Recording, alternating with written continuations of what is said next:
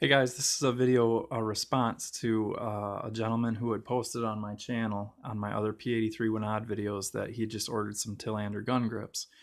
And I mentioned in my comment that I took a pair of my Tillander gun grips, these happen to be the full Bakelite version, and I shaved them down on a belt sander to see how skinny I could get this gun and reliably keep these grips together in one piece.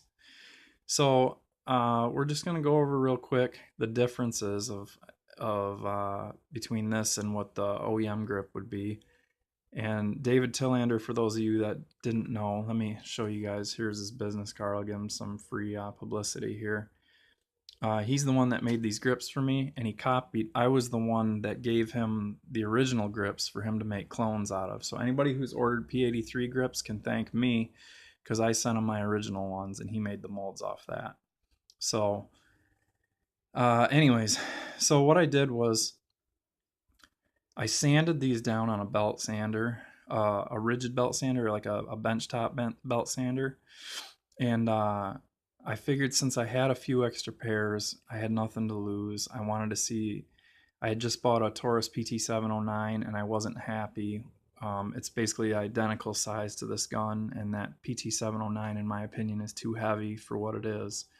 I think it was a really poor job by Taurus. So being disappointed in that, I was like, well, I might as well slim down these grips and see how slim I can get them. If I can make it the same size as the slim, then I'll sell that gun. So I successfully did that. So let's go over some measurements now. And you can see that there's no more lines on here. The factory grips, which this is a copy of, had lines, and the screw heads were recessed.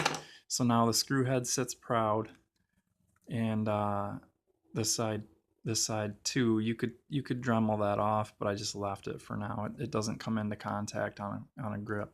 This is GT 5000 grip tape, which I run on most of my smooth guns, and I also put some on the front strap. Just helps with the purchase. So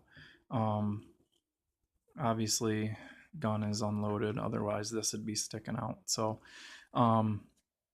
all right, so let's pull out the Harbor Freight tool and show you guys the measurements here. So we're going to measure first from the bottom, and you'll see that we are down to 0.95 inch, so under 1 inch, which is super slim.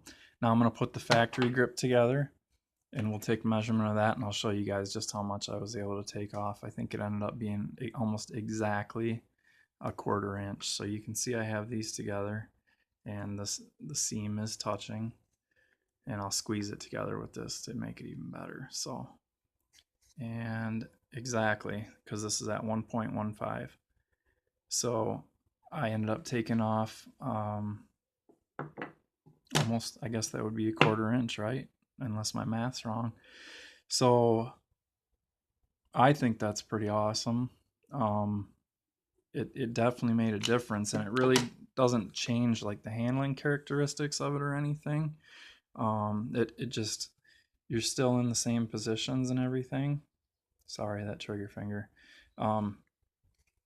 So you can do it. And if you have some GT 5000 or any kind of skateboard tape or anything laying around, you don't have to do it. I just like how, because these are I wet sanded these after I sanded them with the belt sander.